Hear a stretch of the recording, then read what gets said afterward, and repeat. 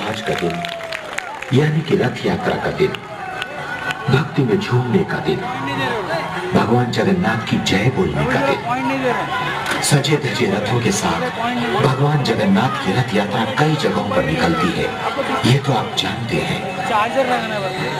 आपने देखा होगा कि इस रथ यात्रा की महिमा हमारे भारत में कितनी है। सिर्फ भारत में नहीं, भगवान जगन्नाथ की महिमा तो पूरे विश्व में है।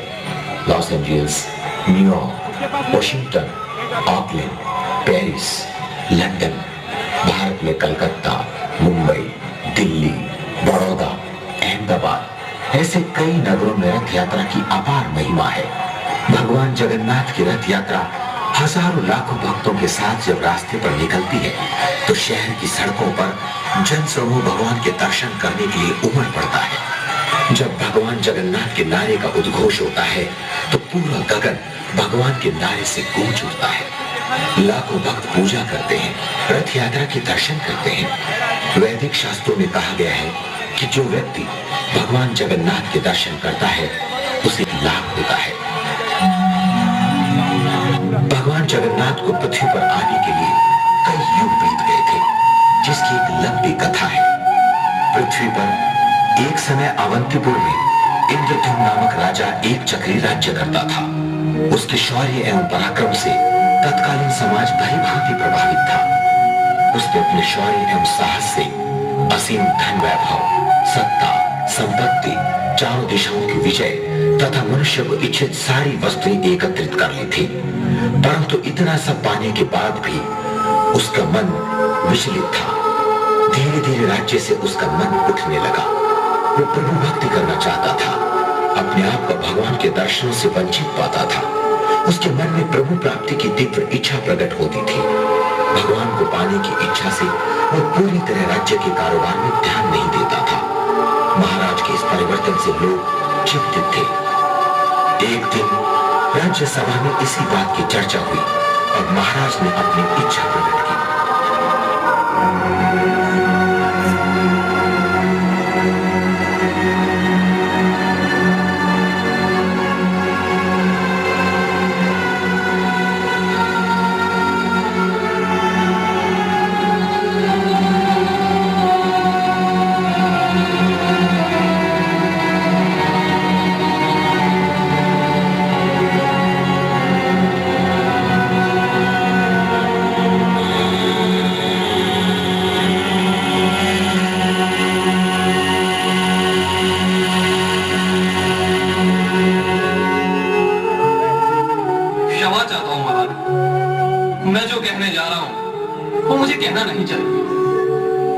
परंतु पूरे राज्य में आपकी मनस्थिति की चर्चा हो रही है।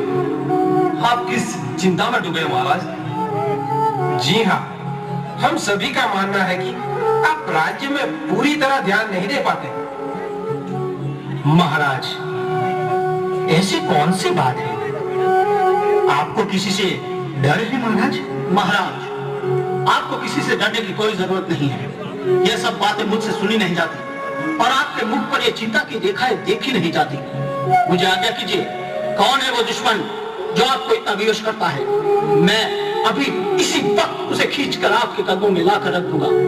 बताइए महाराज, वो कौन है जो आपके मन को छू रहा है? आपका इस तरह मुस्कुराना मेरी समझ में नहीं आया महाराज। विद्यावती, आप क्यों चुप है? महाराज, आपके इस व्यवहार को हम नहीं समझ पाए। इस तरह न बोलने से समस्या का निवारण तो नहीं होता महाराज। मैं जानता हूं कि आपको किसी का डर नहीं आपको किसी चीज वस्तु की जरूरत, फिर भी आप हमें अपना समझते हैं। तो बताने की कृपा कीजिए कि आपको क्या चाहिए? भगवान। भगवान? हाँ, भगवान। हे मंत्रीगण, आज मैं आपके समक्ष एक महत्वपूर्ण प्रश्न प्रस्तुत कर रहा हूं, इसलिए आप कृपया ध्यान से सुनिए। ईश्वर कृपा से मैंने चारों दिशाओं में विजय प्राप्त किया है।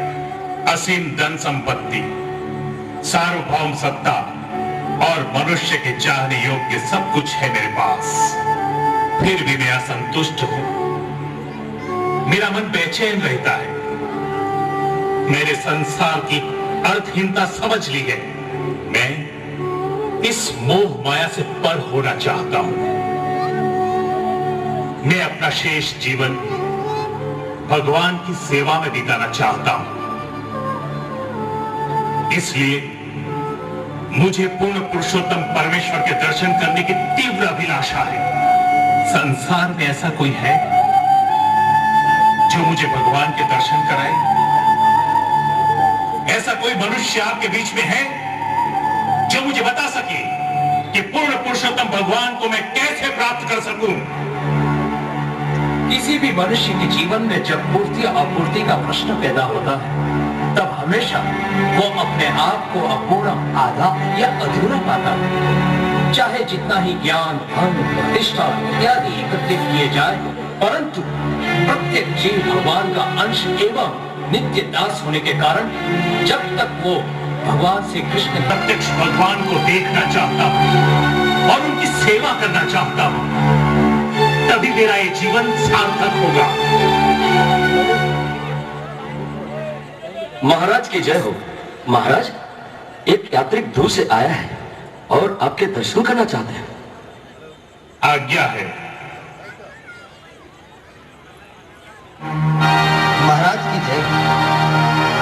इतने महान एवं वैभवशाली राजा की राज्यसभा में ऐसा मौन, ये चिंताग्रस्त वातावरण शोभा नहीं देता। इस परिस्थिति का कारण जान सकता हूँ महाराज? कारण जानने वाले आप कौन हैं? कहाँ से आए हैं? आपका परिचय दीजिए।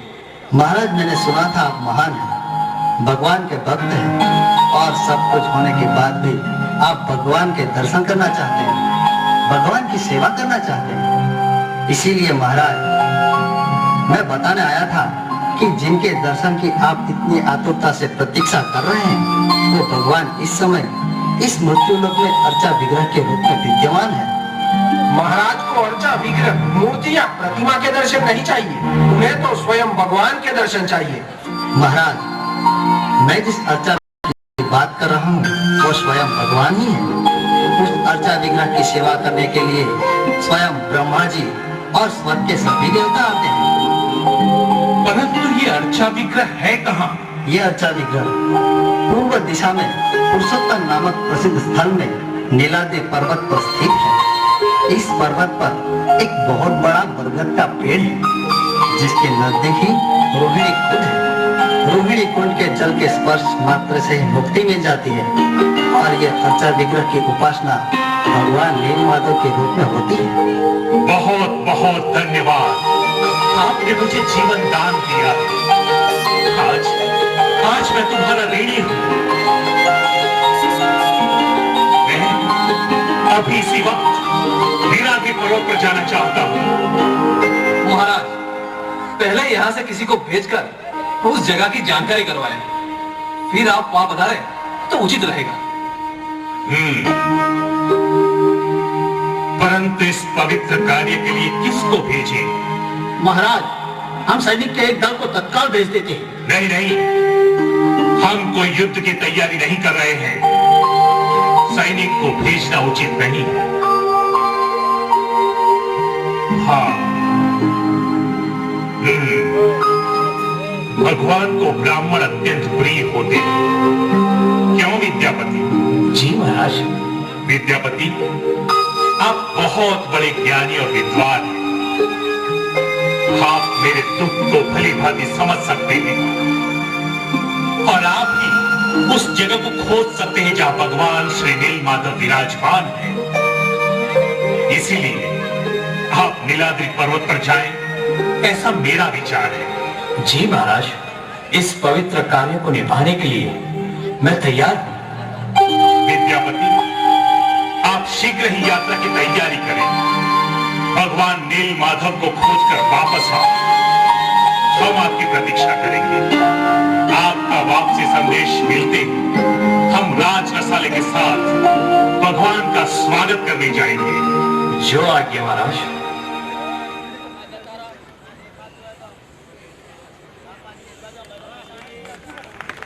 राजा की आज्ञा पर वो तुरंत ही निकल पड़े नीलाद्रि पर्वत की ओर भगवान की खोज में। दिन रात एक ही रट लगाए चलते गए। 1 मास बीत गया। 1 मास की यात्रा के बाद बड़ी कठिनाइयों का सामना करते करते वो नीलाद्रि पर्वत के पास बसे हुए एक गांव में पहुंचे। इस गांव में शबर लोग रहते थे। शबरों का काम था सुअर को पकड़ना, उसे पालना, फिर उसका मांस खाना। पूरा गांव गंदगी से सड़ा हुआ था। शबर लोग का सरदार था विश्ववासु।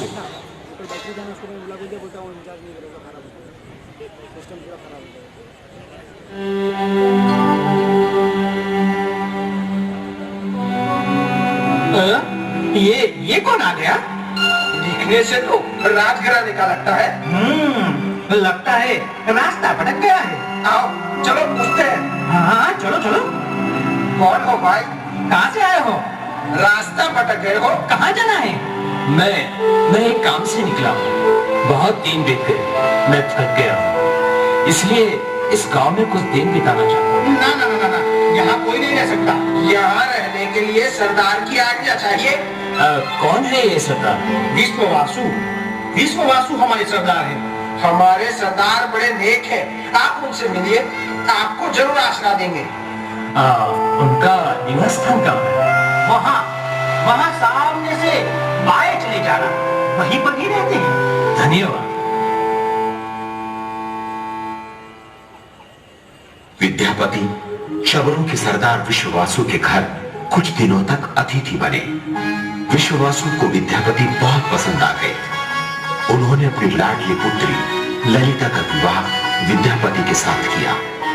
विश्ववासु ऐसे तो एक साधारण सुअर पालकों का सरदार था, स्वभाव से गुस्से वाला, लेकिन हृदय से वो भगवान नीलमाधव का परम भक्त था। वो प्रतिदिन शिकार के बहाने नीलाद्रि पर्वत के जंगल में जाता और भगवान श्री नीलमाधव की सेवा में स्वर्ग के देवताओं को सहाय करता। पूरा दिन भगवान की सेवा करता।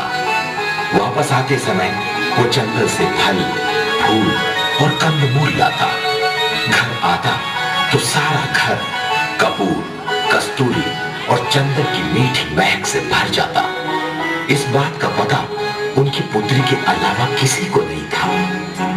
विद्यापति इस पवित्र सुगंध के बारे में ललिता से पूछते, परंतु ललिता बहाना करके टाल देती थी। लेकिन विद्यापति ने एक दिन इस बात का पता लगा ही लिया।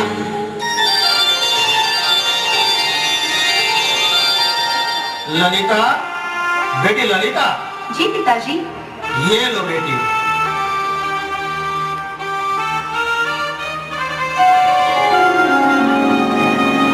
ललिता, ये सुगंध कैसी है? स्वामी, वो तो रात को खिलने वाली रात रानी के फूलों की सुगंध है। नहीं नहीं, ऐसा नहीं हो सकता। तुम मुझे कितनी बार मूर्ख बनाओगी? ये कोई सामान्य सुगंध नहीं है, ये सुगंध कुछ अलग ही है। सचमुच स्वामी, ये सुगंध रात रानी की है। जब से मैं आया हूँ तब से सोचता हूँ कि ये पवित्र सुगंध कहाँ से आती है। मैंने तुम्हें कई बार पूछा, पर मुझे लगता है कि तुम मुझसे कुछ छिपा रही हो, या तो तुम कुछ कहने से डरती हो। नहीं नहीं, ऐसी कोई बात नहीं है। ऐसी कोई बात नहीं है तो सच बताने में इतना संकोच क्यों? ठीक है, आप संदेह करते हैं इसलिए बताती हूँ। ये बात मेरे और बापू के अलावा कोई नहीं जानता और किसी को नहीं बताने के लिए मुझे सख्त सूचना दी गई है। बापू हर रोज भगवान श्री नील माधव की सेवा करने जाते हैं। भगवान श्री नील माधव? ललिता, मैं भी भगवान के दर्शन करना चाहता हूँ। तुम्हारे पिताजी मुझे भगवान श्री नील माधव के पास ले जाएंगे? नहीं नहीं, वो भगवान नील माधव के पास किसी को भी नहीं ले जाते। तुम मुझसे कहना भी नहीं। तुम कहो तो? मैं नहीं कह सकती। मैं उनके क्रोध से डरती हूँ। देखो ललिता, मुझे सिर्फ एक बार भगवान श्री नील माधव के दर्शन करने हैं। तुम पिताजी को समझाओ, तुम्हारी बात को पिताजी नहीं टालेंगे। मैंने तुमसे कभी कुछ नहीं मांगा, परंतु आज मेरे लिए तुम्हें इतना करना होगा ललिता, इतना करना होगा। ठीक है, तुम कहते हो तो मैं कोशिश करूंगी।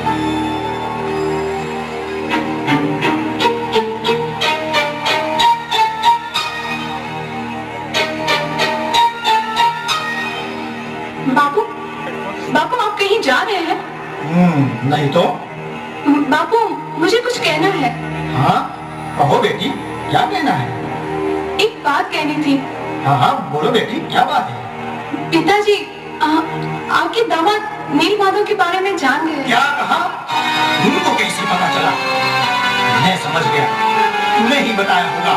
बताओ मुझे, उन्हें कैसे पता चला? बताओ, मैंने तुमसे कहा था कि किसी को मत बताना, फिर भी तुम्हें। बापू सुनो तो सही। वे हर रोज पूछते थे कि ये इतनी अद्भुत सुगंध कहाँ से आती है और ये सुगंध किसकी है। मैं कितने दिनों तक झूठ बोलूं? हाँ, ये बात मेरे ख्याल के बाहर रह गई। एक ही घर में एक बात को कब तक छिपा सकते हैं? कभी तो इस बात का पता चलना ही था। ठीक है, तुम जाओ। हम में हट पकड़ कर बैठे हैं कि आप एक बार उन्हें नील माधव के दर्शन के लिए ले जाएं। ये संभव नहीं है। ये बात मुझसे दोबारा मत करना। लेकिन बापू, मैं कुछ सुनना नहीं चाहता। मेरी इतनी सी बात नहीं मानेंगे और उनको ले जाने में बुराई क्या है? बुराई तो कोई नहीं है, पर मैं क्या करूं? मुझे कुछ पता नहीं चलता। ठीक है, मैं उन्हें ले जाऊंगा, लेकिन एक शर्त पर। कौन सी सर? उन्हें अपनी आंखों पर पट्टी बांध के आना पड़ेगा। ठीक है पिताजी, मैं उनको कहूंगी। उनको कहना कल सुबह तैयार रहेंगे। विश्ववासु को भगवान से दूर हो जाने का डर था, इसलिए वो किसी को भगवान श्री नील माधव के बारे में नहीं बताता था। वो विद्यापति को भी साथ नहीं ले जाना चाहता था, परंतु पुत्री के प्रेम के आगे उसे झुकना पड़ा। जाने की बात सोचकर ही विद्यापति बहुत प्रसन्न हुए। विद्यापति चतुर थे, इसलिए आंखों पर पट्टी बांधने की शर्त तो स्वीकार कर ली, लेकिन उन्होंने अपने साथ ले लिए सरसों के बीज। दूसरे दिन सुबह घर से निकले तो रास्ते में विश्वासु ने उन्हें रोका।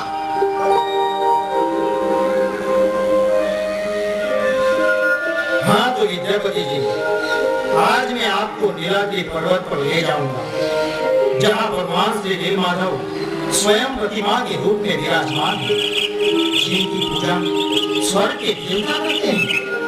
आपके शब्द ग्रीष्म की धूप में यात्रा करने वाले प्रवासी शीतल छाया देने वाले वृक्ष के समान हैं, जो मेरे हृदय को अत्यंत शीतलता दे रहे हैं। परंतु शर्त अनुसार यहाँ से मुझे आपकी आंखों पर पट्टी बांधनी पड़ेगी। भगवान के दर्शन इतनी आसानी से नहीं होते।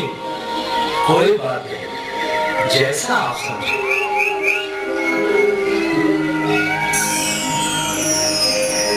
चलिए, अब हमें देर नहीं करनी चाहिए। जैसे ये पट्टी मेरी आंखों को ढक देती है, ऐसे ही ये जमीन सरसों के बीज को ढक देगी। कुछ ही दिनों के पश्चात इन बीज में से सरसों के पौधे निकल आएंगे और महाराज को नील माधव के चरण कमल तक ले जाने के लिए हमारा पथ प्रदर्शन करेंगे। इस तरह खड़े रहोगे तो पहुंच नहीं सकोगे, देर हो जाएगी। चलो, रास्ते में इधर उधर भटक मत जाना।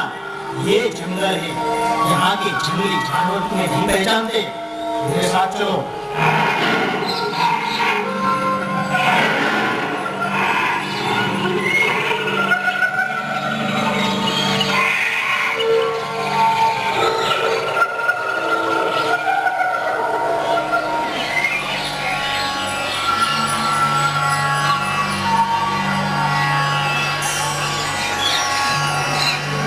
ये मधुर ध्वनि किसकी है? लगता है भगवान श्री नील माधव के भक्तगण भगवान के गुणगान कर रहे हैं। नहीं नहीं, ये तो भौरे की गुंजन है। चलो, देर मत करो, चलो।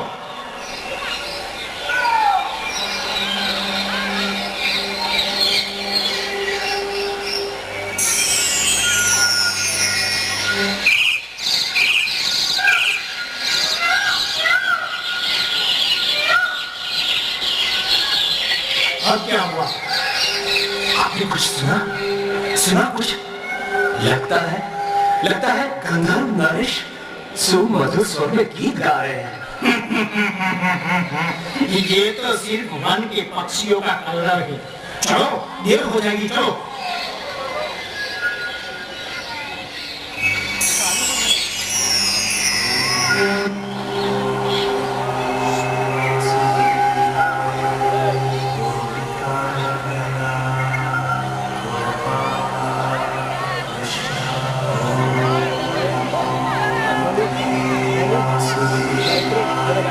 ये क्या है? ये तो स्पष्ट रूप से लगता है वो भी खत्म हो जाएगा।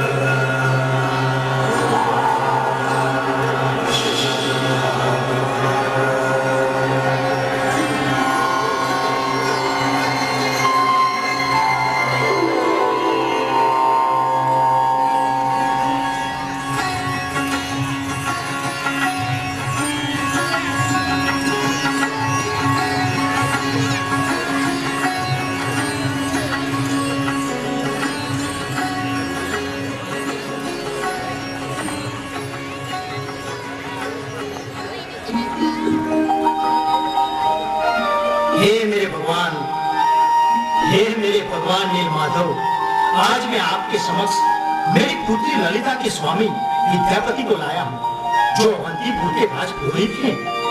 वे आपको मन भाव स्तवन सुनाएंगे और मैं आपके लिए आसपास से फल फूल लाता हूँ। आप यहाँ भगवान के दर्शन कीजिए, मैं फूल लेके आता हूँ।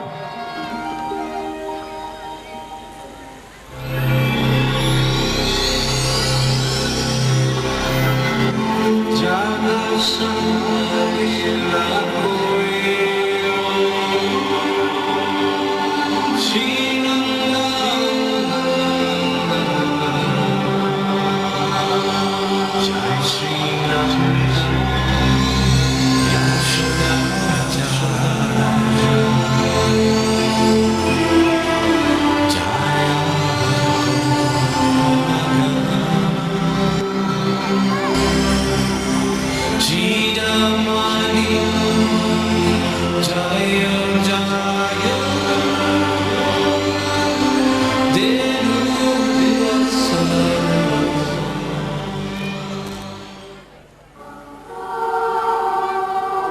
हे नील माधव, अवंतीपुर में महाराज इंद्रधुम्न आपकी सेवा करना चाहते हैं।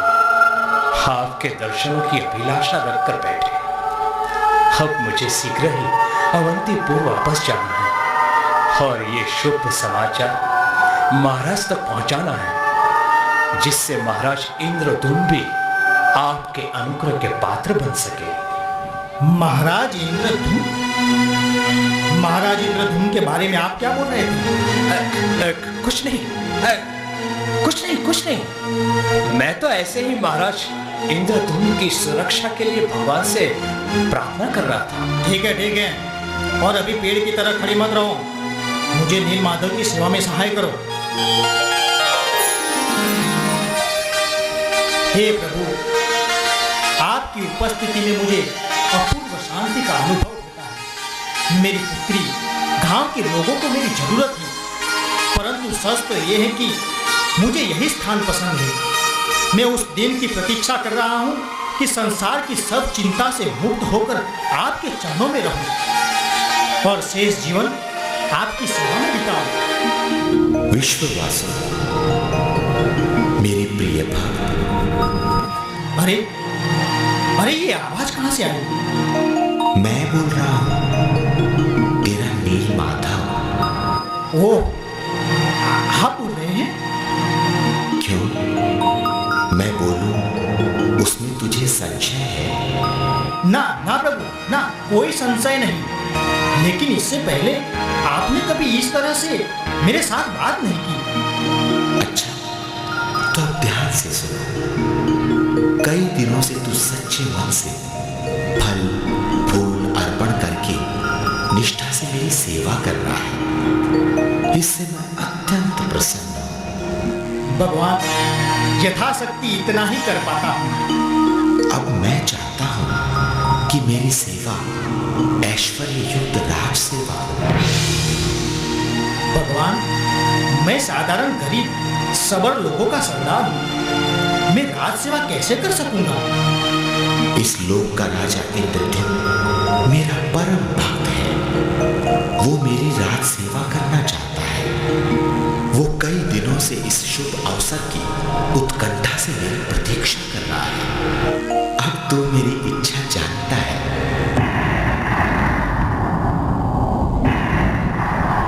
सीधे सादे फल फूल से संतुष्ट रहने वाले मेरे नील माधव में अचानक ये परिवर्तन कैसे आ गया? वो राज सेवा क्यों मांग रहे हैं?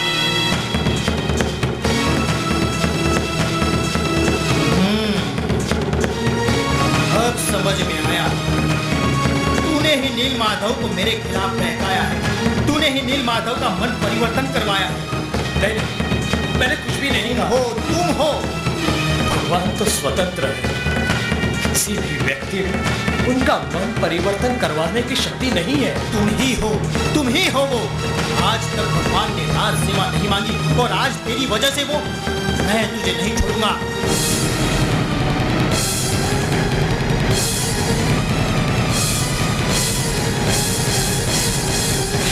एक सबर के साथ विश्वासघात करने का परिणाम तू जानता है? पिताजी सुनिए तो सही।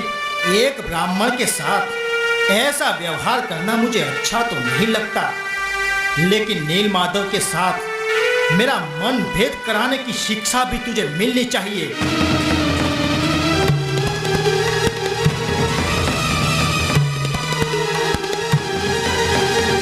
अब तुम यहां पड़े रहो, मेरे साथ नहीं आ सकते। तुमने मेरे हृदय को जलाया है। पिताजी सुनिए तो सही, पिताजी सुनिए।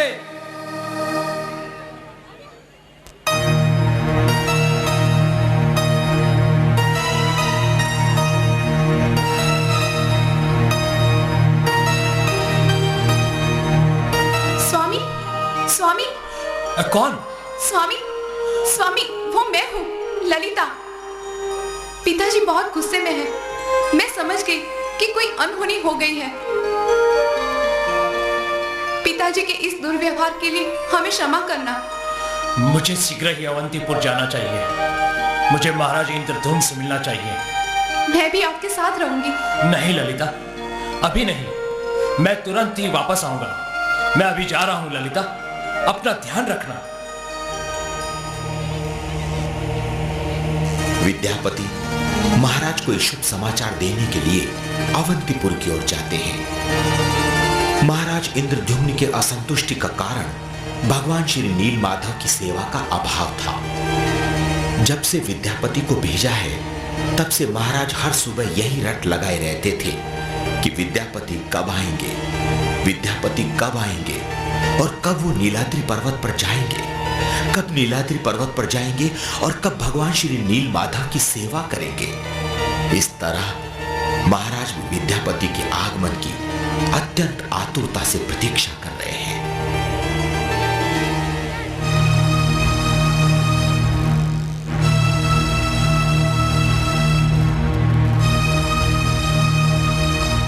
बहुत दिन बीत गए, विद्यापति अभी तक नहीं आए। धीरज रखिए महाराज। कब तक धीरज रखूं? महाराज, हो सकता है विद्यापति कहीं फंस गए हो। महाराज, विद्यापति जी चतुर एवं विद्वान हैं। वो आएंगे और शुभ समाचार के साथ आएंगे। हाँ, मुझे भी विश्वास है कि वो नीलमाधव का पता लगा के ही आएंगे। शायद इसीलिए उनको देर हो गई हो।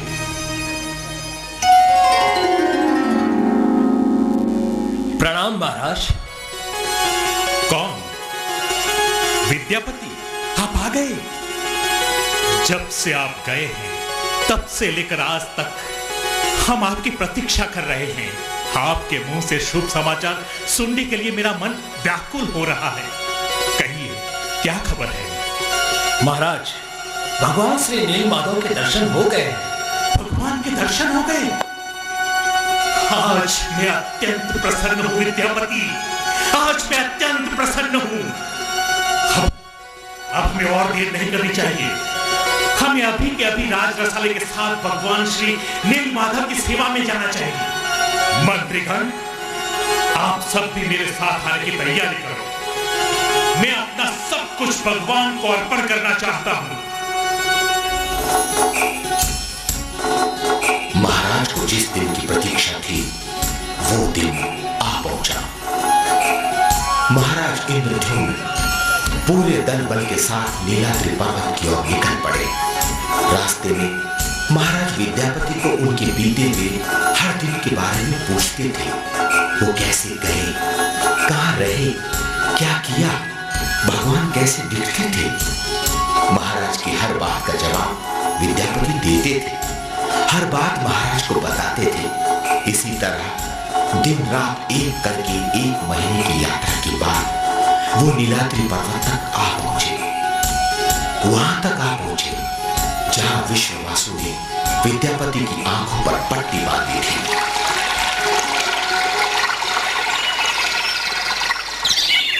महाराज, वो पर्वत देख रहे हैं आप? भगवान श्री नीलमाधव इस पर्वत पर विराजमान है। महाराज, आप इन पौधों को देख रहे हैं? हाँ, ये तो साधारण सरसों के पौधे हैं। साधारण? ये सरसों के पौधे साधारण नहीं है महाराज। ललिता के पिताजी मुझे नीलमाधव के पास ले तो गए थे, परंतु मेरी आंखों पर पट्टी बांध दी, इसीलिए मैंने छिपा के सरसों के बीज रास्ते में डाल दिए। अब यही सरसों के बीज पौधों के रूप में हमारा मार्गदर्शन करेंगे। समझ गया विद्यापति, समझ गया। धन्य है आपके बुद्धि चातुर्य को।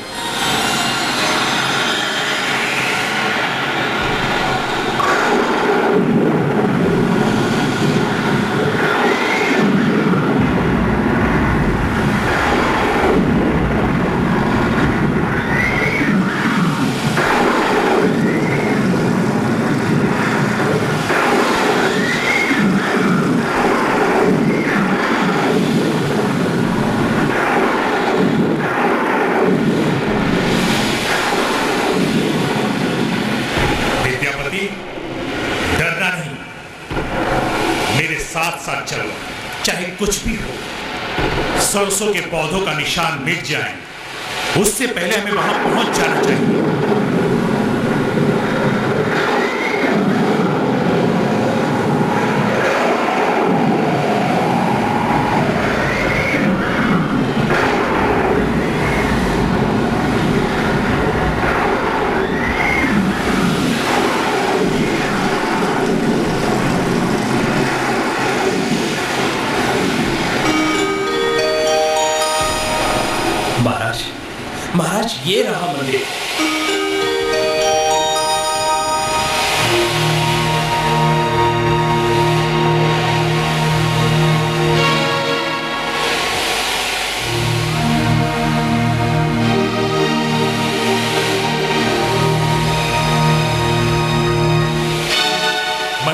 खाली है।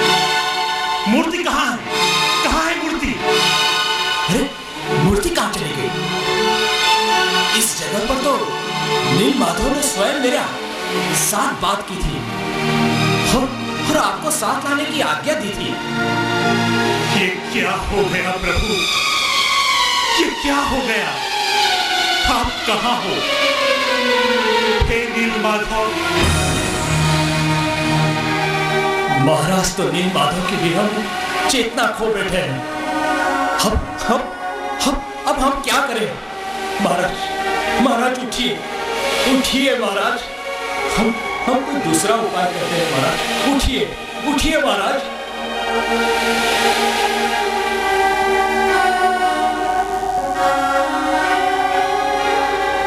क्या मैं स्वप्न देख रहा था कि हम तूफान में फंस गए और श्री नील माधव की मूर्ति मंदिर से गायब हो गई? ये बात सच है महाराज, मूर्ति मंदिर में नहीं है।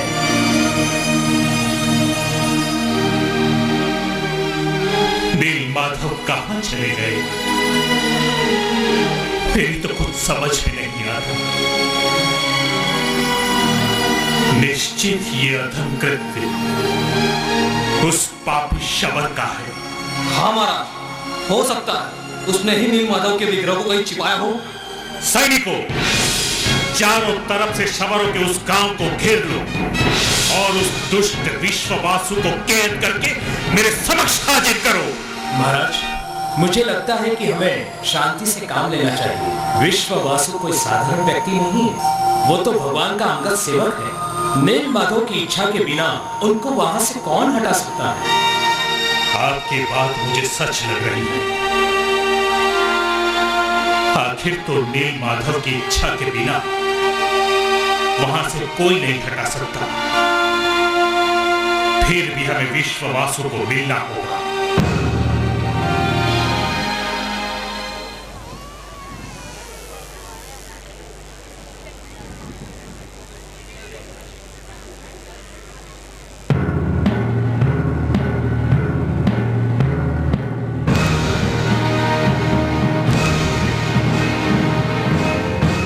पिताजी, आपको देख के कितना आनंद हुआ। आप कैसे हैं? पिताजी, ये चक्रवर्ती सम्राट इंद्रधुम्न से मिलिए। आपकी मुलाकात जल्दी होगी ऐसा मैं मानता था। आपके दामाद आपके भक्ति भाव की बहुत प्रशंसा करते हैं। मेरे दामाद तो ऐसे चतुर हैं कि कुम्हार का गधा भी एक बड़ा दार्शनिक है ऐसा साबित कर देंगे। उनके एक भी शब्द पे विश्वास मत करना। पिताजी, मैंने तो आपकी महानता के बारे में ही बताया है और सबसे महत्वपूर्ण बात मैंने राजा से ये कही कि आपके श्री नील माधव के साथ गहरे संबंध हैं। इस ब्राह्मण के वचन में क्या दोष है? उनके वचन तो मधु के समान मीठे हैं, लेकिन एक गणिका की ललचावनी हंसी के माफिक वो उनके कपटी मन को छिपाते हैं। पिताजी, ऐसा मत बोलो। तुम सोचती हो वैसा नहीं है। उसके कहने का आशय ये था कि ब्राह्मण उनके मधुर परंतु सत्य वचनों से मनुष्य की सांसारिक आसक्ति छुड़ाते हैं। संसार की आसक्ति क्या है? क्या है संसार की आसक्ति वो तो मुझे पता नहीं, लेकिन मेरी आध्यात्मिक आसक्ति के विषय की चोरी करने वाले को मैं क्या नाम दूं? अरे वो कौन सी सजा की योग्य है? क्या ये प्रश्न मुझे आपसे नहीं पूछना चाहिए? आप चाहे भले वेदों के पंडित रहे और आपके पास चाहे रही असीम संपत्ति और सत्ता, क्या आप इसे भगवान को खरीद सकते हैं? नहीं। सुनो, कान खोल के सुनो, आपके इन प्रलोभनों से मेरे प्रभु को बिल्कुल सरोकार नहीं है। आपकी क्षुद्र धन संपत्ति और अल्प ज्ञान का मूल्य जरा सा भी नहीं, कुछ भी नहीं है। नील माधव कभी भी आपके नहीं होंगे, कभी नहीं। सुना आपने? वो तो चले गए, आपकी वजह से चले गए।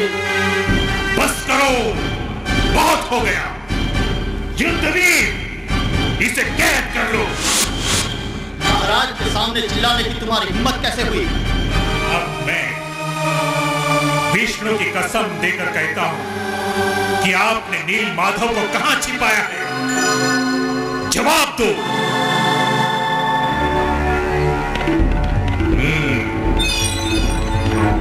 तो आप नहीं मानोगे कि आपने ये दुष्ट कर्म किया है। युद्धवीर, इस पूरे गांव को कैद किया जाए, हर वयस्क पुरुष कैद कर लिया जाए, बाद में हर घर की तलाशी लो, पुरुष, स्त्री या बच्चा कोई भी बाहर न जा सके। ले जाओ इसको।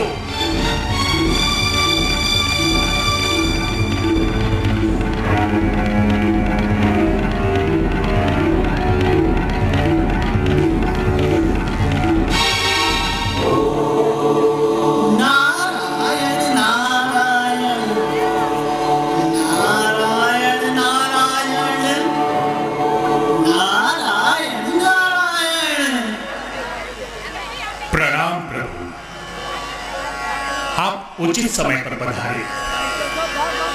भगवान श्री नील माधव के अदृश्य हो जाने से मैं चिंता के महासागर में डूब गया हूं। नारायण नारायण, हे पुण्यात्मा इंद्रधुम, शांत हो जा। भगवान की दिव्य शक्ति योग माया के प्रभाव से आप चिंता में डूबे हुए हैं। तीनों लोगों का पालन करने वाले को कौन हानि पहुंचा सकता है? ऐसा कृष्ण ही कहा है। भगवान अपनी इच्छा से ही यहां से चले गए, इसलिए शरीरों को सजा करने की कोई आवश्यकता नहीं है।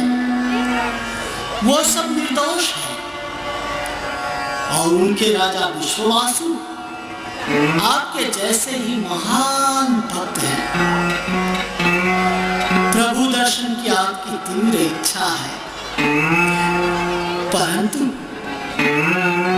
अब वो नील माधव के रूप में कभी नहीं दिखेंगे। कभी नहीं दिखेंगे? ना, कभी नहीं। अब थोड़े स्वस्थ हो जाओ और मेरी बात ध्यान से सुनो। मैं आपको भगवान की इच्छा के बारे में बताने आया हूं। इस पवित्र नीलाद्रि पर्वत पर एक भव्य मंदिर का निर्माण करो। उसके बाद भगवान आपको सुख देने के लिए लकड़ी से बनाए हुए अति असाधारण रूप में प्रकट होंगे। वो जगन्नाथ नाम से प्रसिद्ध होंगे और समग्र विश्व को अपने आशीष देंगे। मेरी बात समझ गए? समझ गए देवर्षि। ये आशा की किरणें अब मेरे जीवन में विरह रूपी अंधकार को दूर कर देगी। मंदिर हो जाएगा तब मैं वापस आऊंगा और आपको ब्रह्मलोक ले जाऊंगा। मंदिर की पूजा विधि का आरंभ स्वयं ब्रह्मा जी करे, ऐसी हम उनसे विनती करेंगे। अब मैं जाता हूं। नारायण नारायण। मुझे युद्धवीर को रोकना चाहिए। जयशील। जी महाराज। जाओ, युद्धवीर को कहो सबको छोड़ दे और विश्ववासु को लेकर मेरे पास आए। जी महाराज।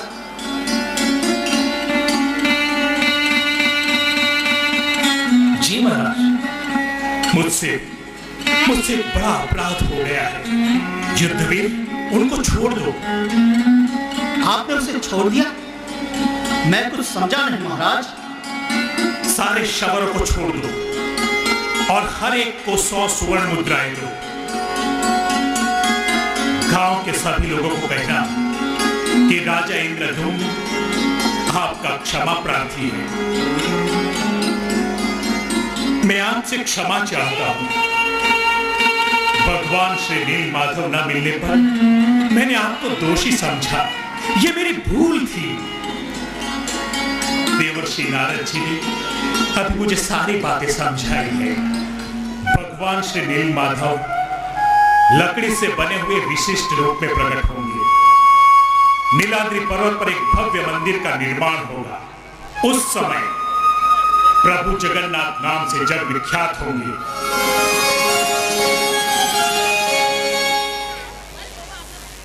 महाराज इंद्रद्युम्न ने भव्य मंदिर के निर्माण की शुरुआत की। विद्यापति, युद्धवीर और विश्ववासु भी इस कार्य में पूरी लगन के साथ एक रूप हो गए। कुछ समय के पश्चात भव्य मंदिर का निर्माण हो गया। नारद मुनि महाराज इंद्रद्युम्न को ब्रह्मलोक ले गए। ब्रह्मा जी ने पूजा विधि का निमंत्रण स्वीकार किया। महाराज इंद्रद्युम्न जब पृथ्वीलोक वापस लौटे तब तक कई युग बीत गए थे। विद्यापति, विश्ववासु, युद्धवीर सभी का देह त्याग हो चुका था। इंद्रद्युम्न जब पृथ्वी पर लौटे तब उनको पहचानने वाला कोई न था। महाराज इंद्रद्युम्न का नाम कहानी हो चुका था, इतिहास बन चुका था। उस समय राजा गणमाधव का राज था। विष्णु शर्मा उनके यहाँ राष्ट्रपुरोहित थे। जिस मंदिर की कल्पना महाराज इंद्रद्युम्न ने की थी, उस मंदिर का सारा कार्य राजा गणमाधव स्वयं कर रहे थे। महाराज इंद्रद्युम्न ने आकर देखा तो मंदिर की प्राण प्रतिष्ठा की तैयारियां पूरी हो चुकी थी। सभी नगरजन बड़े प्रसन्न दिखाई दे रहे थे। इंद्रद्युम्न ने यह सब देखा और क्या मैं इतना बदल गया हूं कि कोई मुझे पहचान सकता नहीं? आपने सुना नहीं महाराज क्या कह रहे हैं? आप कौन है? मैं अवंतीपुर का राजा इंद्रद्युम्न हूं। तो आप ही है महाराज इंद्रद्युम्न। देखो मंत्री, देखो, ये रहे महाराज इंद्रद्युम्न जिसने ये मंदिर का निर्माण युगों पहले किया था। लगता है ये बहरूपिया खेल दिखाने वाला। अवंतीपुर तो यहाँ से पश्चिम की ओर बहुत दूर है। आप इस महोत्सव में भगवान के दर्शन करने आए हैं, वो तो मैं समझ सकता हूँ। आप थके होंगे, मैं आपके विश्राम की व्यवस्था करता हूँ। मैं अवंतीपुर का राजा इंद्रद्युम्न हूं। विद्यापति, विश्ववासु, युद्धवीर सब कहां गए? ये मंदिर का निर्माण महाराज इंद्रद्युम्न ने किया था, ऐसा हमने सुना है, पढ़ा है। परंतु आप, मैं स्पष्ट कहता हूँ कि यहाँ कोई इंद्रद्युम्न और विद्यापति अब नहीं है। आप जिनके नाम ले रहे हैं वो नाम तो कई जमाने पहले के हैं। महाराज इंद्रद्युम्न, विद्यापति, युद्धवीर, विश्ववासु, उन सब की कहानी में सुनी। मैं स्वयं महाराज इंद्रद्युम्न हूं। ये मंदिर का निर्माण मैंने किया है, विद्यापति ने किया है, विश्ववासु ने किया है। आपको ये शोभा नहीं देता। आपकी ऐसी बातों पर महाराज आपका जीवन सलामत नहीं रहने देंगे। मेरा जीवन तो प्रभु के हाथ में है, परंतु भगवान जगन्नाथ के अलावा किसी दूसरे विग्रह की स्थापना होगी तो मैं उनको सलामत नहीं रहने दूंगा। तुम्हारी हिम्मत कैसे भी महाराज के सामने बोलेगी? सैनिकों, क्या कर लो? मंदिर पर मेरा अधिकार है। मैं कोई ऐसा व्यक्ति नहीं हूं जो आप समझ रहे हैं। भगवान जगन्नाथ के अलावा किसी का भी स्थान वहां नहीं होगा।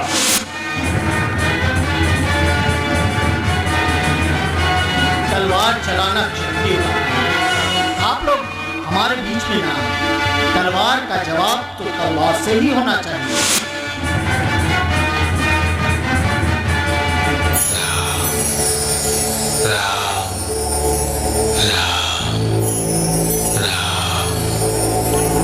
ये तो कौवे की आवाज है। मैं जब भी मंदिर जाता हूँ तो ऐसी ही आवाज आती है, परंतु आज स्पष्ट रूप से राम राम सुनाई दे रहा है। आपने सच कहा। मैं एक कौवा हूं। मैं भुषंडी के नाम से जाना जाता हूं। मैं युगों युगों से राम नाम का जाप करता आया हूं। मंदिर के समीप एक पेड़ पर मेरा निवास स्थान है। युगों पहले की घटनाओं का मैं साक्षी हूं। मैं महाराज इंद्रद्युम्न को प्रणाम करता हूं, जिनकी भक्ति से इस मंदिर का निर्माण हुआ है। महाराज, आप तो गए थे ब्रह्मलोक, परंतु यहाँ पुनरागमन की प्रतीक्षा करते करते विद्यापति जी ने भगवान जगन्नाथ की यज्ञाग्नि अंतिम श्वास तक प्रज्वलित रखी थी। विश्ववासु को आप पर पूरी श्रद्धा थी, परंतु समय बीतने पर वो भी हताश हो गए और नीलाद्रि पर्वत के जंगल में जहाँ नील माधव के दर्शन हुए थे वहां चले गए। कई दिनों तक जंगल में भटकते रहे और विरह के तीव्र संताप से दावानल ने अपनी देह त्याग दी। युद्धवीर आपकी अनुपस्थिति में राज्य का संरक्षण करते थे। आपकी प्रतीक्षा करते करते उन्होंने भी अपनी देह त्याग दी और आपके राज्य के नगरजन बस और आगे मैं नहीं सुन सकता। आज और कल में युगों का अंतर है। हम साथ थे इस मंदिर के निर्माण के लिए, और आज हे प्रभु, ये आपकी कैसी लीला है। ये क्या हो गया महाराज? यही महाराज इंद्रद्युम्न है। रुकिए महाराज, हम आपको पहचान नहीं सके। हमसे आपका अपमान हो गया है। हमें क्षमा कीजिए महाराज, क्षमा कीजिए। मैं तो अपमान से पर हो गया हूं।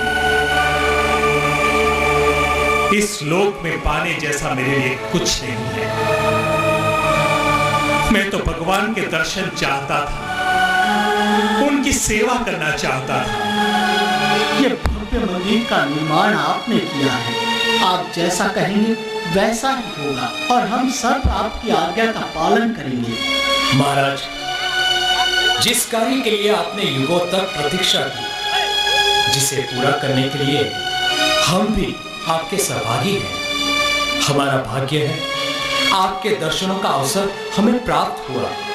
अब आगे की आज्ञा दीजिए।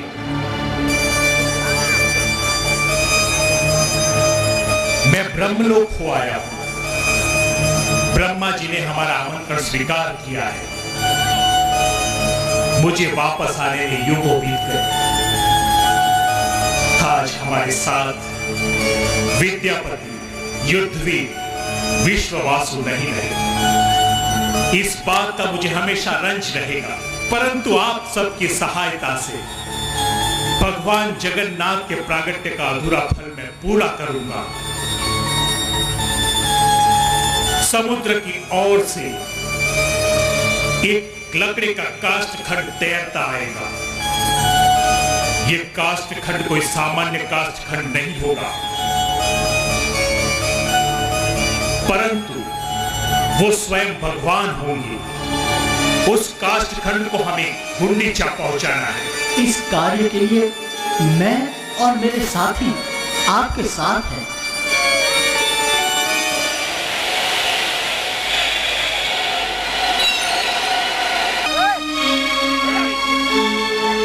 ये काष्ठखंड गुंडीचा कैसे ले जाएंगे महाराज? ये काष्ठखंड कोई सामान्य लकड़ी का टुकड़ा नहीं है। स्वयं भगवान विष्णु इस काष्ठखंड के रूप में बैठे पृथ्वी पर श्रद्धा और विश्वास दिलाने के लिए ही वो विग्रह के रूप में विभिन्न माध्यमों के द्वारा प्रकट होते। मिट्टी, पत्थर, रत्न, धातु, रंग, मन, मनुष्य, प्राणी, कण कण में भगवान विष्णु विद्यमान है। हे प्रभु, हे परम कृपालु परमेश्वर, हम आपसे प्रार्थना करते हैं, आप इस काष्ठ के रूप में हमारे समक्ष प्रकट हो।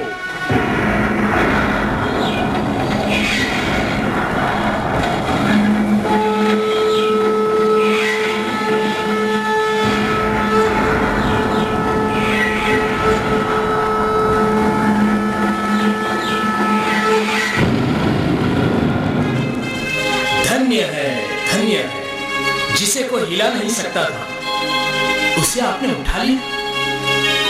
हम जानना चाहते हैं आप कौन हैं?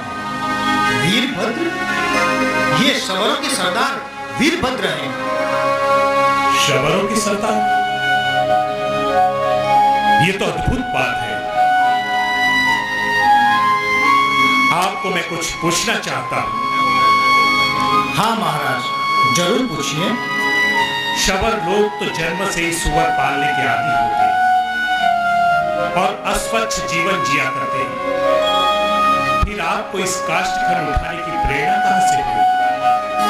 जब मैंने काष्ठखंड के बारे में सुना तो मुझे देखने की इच्छा हुई, इसीलिए मैं आया और काष्ठखंड को देखा तो मुझे लगा कि भगवान विष्णु स्वयं मुझे बुला रहे हैं, मुझे अपने कंधों पर लेने के लिए कह रहे हैं। आपके पूर्वज के बारे में कुछ बताएंगे? मैं ज्यादा तो नहीं जानता महाराज, लेकिन मैंने सुना है कि हमारे पूर्वज पहले नीलाद्रि पर्वत के जंगल में रहते थे। ऐसा कहते हैं कि हमारे पूर्वज विश्ववासु। हाँ वीरभद्र, आपके पूर्वज विश्ववासु थे। मैं जानता हूं विश्ववासु को। आओ मेरे प्रिय मित्र, आओ मुझे गले लगाओ। नहीं महाराज, मेरा स्पर्श मत करो महाराज। मैं निग्र हूँ, अस्वच्छ हूँ, अस्पृश्य हूँ महाराज। विश्ववासु की याद में मैं अपने आप को भूल गया। जगन्नाथ की कृपा तो देखो, विश्ववासु की ओर से भगवान ने आपको भेज दिया। आप हमारी मदद कर सकते हैं। आप आज्ञा दीजिए महाराज। इस काष्ठखंड को गुंडीचा ले जाना है, वहां इसमें से मूर्तियां बनेगी। महाराज, आप जहां कहें वहां काष्ठखंड पहुंचा दूंगा।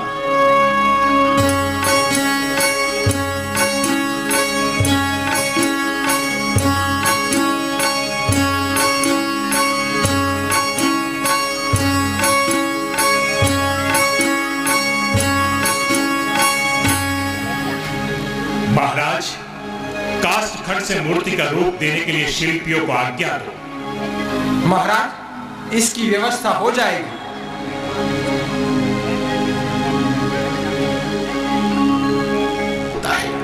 जब वो काष्ठखंड से मूर्ति तो क्या एक टुकड़ा भी न काट सके। जैसे ही वो काष्ठखंड को काटने के लिए हथियार उठाते, वो हथियार टूट जाते थे। सभी शिल्पकार चिंतित होकर महाराज के पास आते हैं।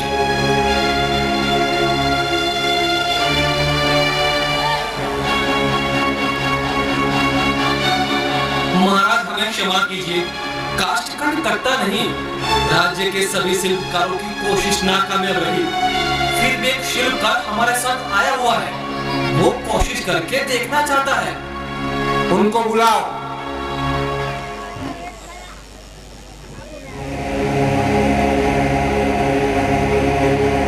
महाराज को प्रणाम। महाराज, मैं काष्ठखंड से मूर्ति बना सकता हूँ। तो देर किस बात की? परंतु मेरी एक शर्त है। बताओ, क्या शर्त है? 21 दिन में काष्ठखंड से प्रतिमा तैयार हो जाएगी, परंतु मेरा कार्य जब तक पूर्ण न हो तब तक उस जगह पर कोई नहीं आना चाहिए। जिस दिन कोई आया तो उस दिन मैं अपना कार्य छोड़कर चला जाऊंगा। आपकी शर्त मंजूर है। आप इस शुभ कार्य का आरंभ कीजिए। इस तरह महान शिल्पकार अनंत महाराणा ने मूर्ति बनाने का कार्य आरंभ किया। महाराज इंद्रद्युम्न प्रतिदिन गुंडीचा जाते और शिल्पी के कार्य की ध्वनि सुनकर प्रसन्न होकर वापस चले आते। कई दिनों तक ये सिलसिला चलता रहा, पर एक दिन महाराज को शिल्पकार के काम की ध्वनि सुनाई न दी। महाराज को आश्चर्य हुआ और वो काम के बंद होने की ध्वनि के बारे में जानने की कोशिश करने लगे।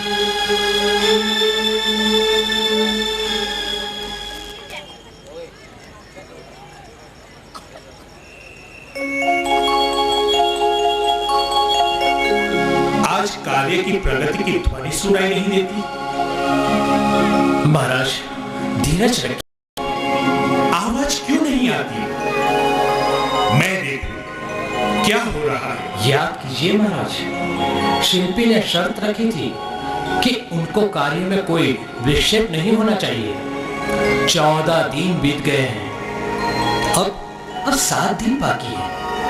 मैं आपको धैर्य रखने की विनती करता हूँ। मैं तो प्रसन्न था कि कार्य आगे बढ़ रहा है, परंतु 3 दिन से बिल्कुल शांति है, कोई ध्वनि नहीं। कब तक शांति और स्वस्थता बनाए रखूं? बस और 7 दिन। नहीं, मैं अभी चाहता हूं।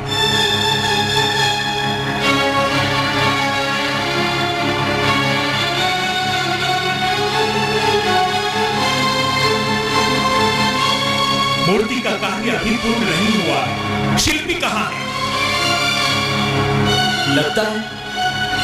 लगता है वो शर्त भंग होने के कारण कार्य को छोड़कर अदृश्य हो गए। ये क्या हो गया? ये क्या हो गया भगवान? ये क्या हो गया?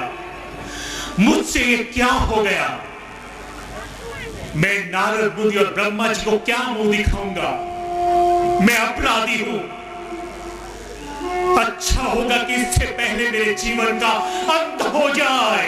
नहीं नहीं महाराज, ऐसा ना कहिए। आप विश्राम कीजिए महाराज, विश्राम कीजिए। विश्राम? आप मुझे अकेले छोड़ दो, मैं यहीं रहूंगा, इसी मंदिर में रहूंगा।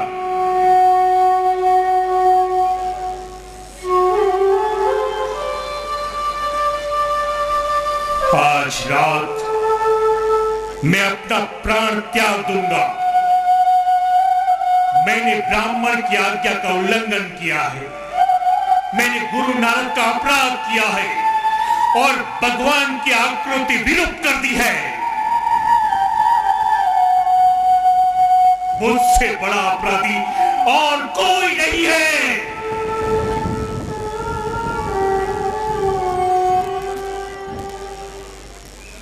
मेरे सबसे प्रिय भक्त इंद्रद्युम्न, मैं जगन्नाथ हूं और इस काष्ठमय रूप में हमेशा विद्यमान रहता हूं। मेरे हाथ पैर नहीं है, फिर भी मैं भक्तों के द्वारा अर्पित की गई वस्तुएं ग्रहण करता हूं और पृथ्वी के लोगों को मेरा आशीष और वरदान देने के लिए हमेशा विचरण करता हूं। ऐसे वैदिक वचन को सार्थक करने के लिए मैं इस प्रकार प्रकट हुआ हूं।